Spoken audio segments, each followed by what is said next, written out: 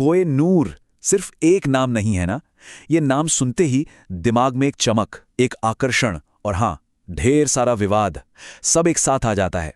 एक ऐसा हीरा जिसकी चकाचौंध ने न जाने कितनी सल्तनतें बना दी और कितनी मिटा दी, और आज भी ये दुनिया के सबसे कीमती और शायद सबसे विवादास्पद रत्नों में से एक बना हुआ है। अच्छा, इसकी कीमत क्या होगी? ये अंदाजा लगाना हमेशा से ही नामुमकिन सा रहा है। देखिए, शाह शुजा दुर्रानी की पत्नी वफा बेगम ने क्या कमाल की बात कही थी। मतलब ये सिर्फ एक पत्थर नहीं था, ये एक ऐसा खजाना था जिसकी कोई कीमत ही नहीं आंक सकता था। तो फिर सवाल यही है ना कि भाई, भारत की खदान से निकला ये हीरा आखिर लंदन में ब्रिटिश राजघराने के ताज तक पहुंचा तो पहुंचा कैसे? चलिए आज इसी लंबे और सच कहूं तो काफी उलझे हुए सफर की कहानी को परत दर परत खोलते हैं। तो चलिए कहानी की शुरुआत करते हैं इसके जन्म से, जब ये सिर्फ एक पत्थर था। लेकिन ये कोई आम पत्थर नहीं था, ये एक ऐसा पत्थर था जिसके साथ जुड़ने वाली थी एक श्राप की कहानी, एक ऐसी मनहूसियत जो सदियों तक, जी हां, सदियों तक इसका पीछा करने वाली थी। तो बात है 13वीं सदी की। जगह थी आज के आंध्र प्रदेश की गोलकुंडा खदान। वहां काकतीय राजवंश का राज था। जब उन्हें यह हीरा मिला तो इसकी चमक देखकर राजा तो बस देखते ही रह गए। वो इतने प्रभावित हुए कि उन्होंने इससे सीधा अपनी कुल देवी भद्रकाली की मूर्ति की बाई आंख में लगवा दिया। और इसका वजन जरा सोचिए, शुरुआती वजन था लगभग 793 कैरेट। कमाल है ना? बल्कि कुछ कहानियां तो इसे सीधा महाभारत की उस मशहूर स्यमंतक मणि से भी जोड़ देती हैं। और बस यहीं से वो किस्सा शुरू हुआ, वो श्राप का फसाना जिसने इस हीरे को हमेशा के लिए बदनाम कर दिया।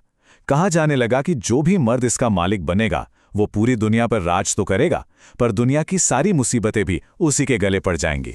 और ये बात इसके पूरे इतिहास में एक साई की तरह इसके साथ साथ चलती रही। अब कहानी में थोड़ा आगे बढ़ते हैं। वक्त बदला और ये हीरा शक्तिशाली मुगल साम्राज्य के लिए उनकी शाही ताकत का सबसे बड़ा सिंबल बन गया। इसका सफर भी देखिए कितना लंबा रहा है।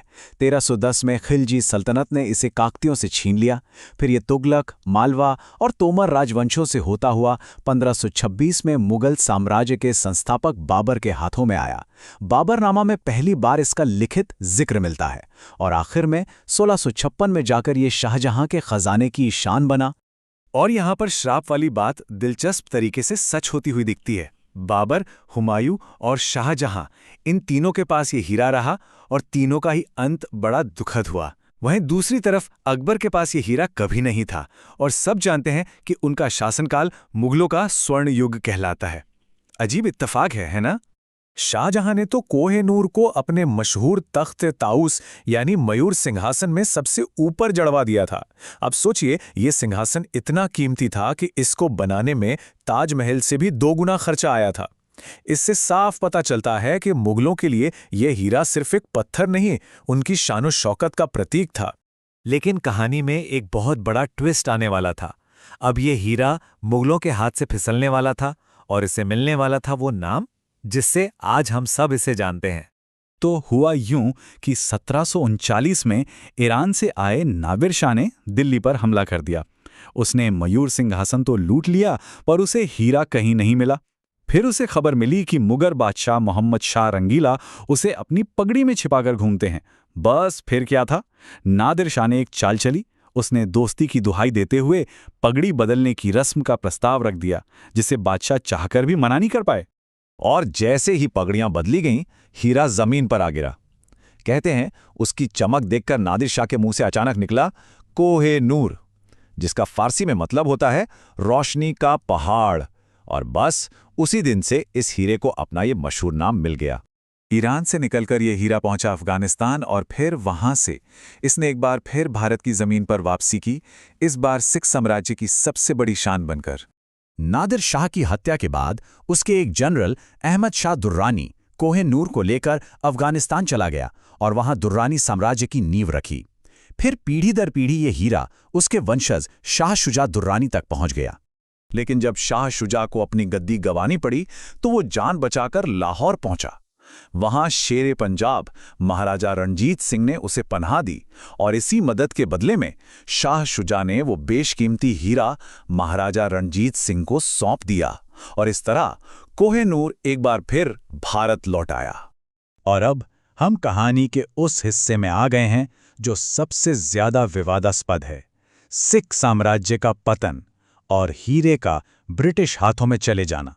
लेकिन महाराजा रंजीत सिंह की मौत के बाद सिख साम्राज्य कमजोर पड़ने लगा, बिखरने लगा, और अंग्रेजों ने इसी मौके का पूरा फायदा उठाया।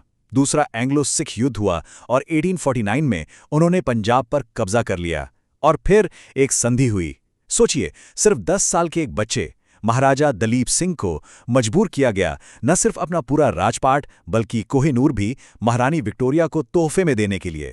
जब ये हीरा लंदन पहुंचा तो कहते हैं महारानी विक्टोरिया को उसकी चमक कुछ खास पसंद नहीं आई, तो बस यूरोपियन स्टाइल में चमक बढ़ाने के लिए इसे फिर से तराशा गया, और इस पूरी प्रक्रिया में हीरे का वजन 40% से भी ज्यादा कम हो गया। ये 186 कैरेट से घटकर सिर्फ 105.6 कैरेट का रह गया।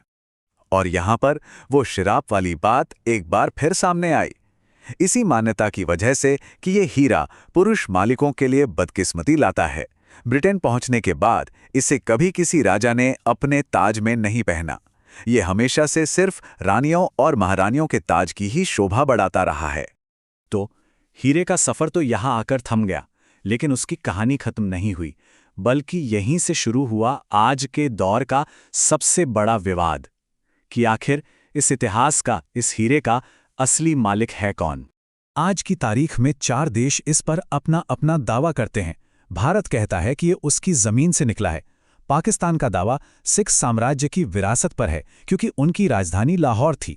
अफगानिस्तान दुर्रानी साम्राज्य के अधिकार का हवाला देता है, और तो और ईरान का दावा नादिर शाह की वजह से है क्योंकि नाम तो उसी ने दिया था। वहीं दूसरी तरफ ब्रिटिश सरकार का रुख एकदम साफ है। वो कहते हैं कि ये हीरा उन्हें लाहौर की संधि के तहत कानूनी तौर पर मिला था और अब ये उनकी विरासत का एक जरूरी हिस्सा है। उनके लिए ये एक ऐसा मामला है जिस पर कोई बातचीत नहीं हो सकती। तो आखिर है क्या ये कोहिनूर? क्या ये सिर्फ औपनिवेशिक दौर की लूट का एक प्रतीक है, या फिर ये एक ऐसी विरासत है जिसका इतिहास कई देशों, कई संस्कृतियों से जुड़ा है? इसकी कहानी हमें इतिहास के बारे में, किसी चीज पर हक के बारे में और न्याय के बारे में बहुत कुछ सोचने पर मजबूर कर देती है। और सबसे बड़ा सवाल, इसकी आखिरी मंजिल क्या होगी? ये एक ऐसा सवाल है जिसका जवाब आज भी इतिहास के पन्नों में कहीं गुम है।